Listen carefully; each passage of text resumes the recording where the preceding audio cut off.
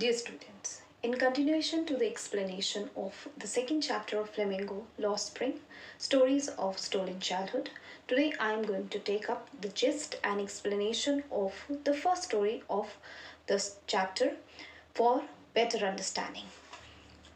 As I have already told you that the chapter is an excerpt from the main book Lost Spring, in which Ernest Young has written about the life of children involved in various kind of labor.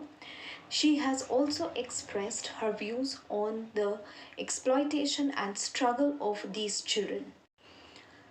In this chapter, two such stories have been taken. These two stories are of two boys who belong to very poor families and are forced into labor due to poverty and the so-called tradition of the communities. Let's take up the first story. The first story is of a young boy named Saheb from Simapuri. He is a rag picker. His family belonged to the illegal migrants of Bangladesh who have come and settled in our country after they have suffered various losses at their own country. Since they could not find any decent job for themselves here, so they landed up picking rags from various parts of Delhi. And as a part of the tradition of the community, Sahib and children like him also joined the profession cardinally. After observing Sahib and children like him, the writer comes to the following conclusion. First, that the parents fail to give a happy childhood to their children. Secondly, they never promote education in them.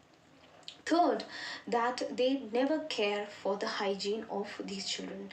These children do not wear the chappals, do not wear clean clothes. They move around barefoot and they are devoid of even the basic facilities of life. The writer recounts that these children too have dreams and desires, but they cannot be fulfilled because of the abject poverty that they live in and the stringent tradition that their parents and families follow. They continue to live in filthy conditions. Their settlements are devoid of sewage, drainage, and basic facilities of a decent living. Food is more important for them. Getting food into their bellies is more important for these families rather than arranging a decent house, a decent living, getting education, and getting some necessity of life. Towards the end of the story, Sahib is able to get a job at a tea stall where he is not only earning rupees 800 but all his meals. In spite of getting a good job, he is not happy. The reason is that he still yearns for the enjoyment and freedom which the children of his age gets. He still is continuing with the burden of responsibility that he has towards the family.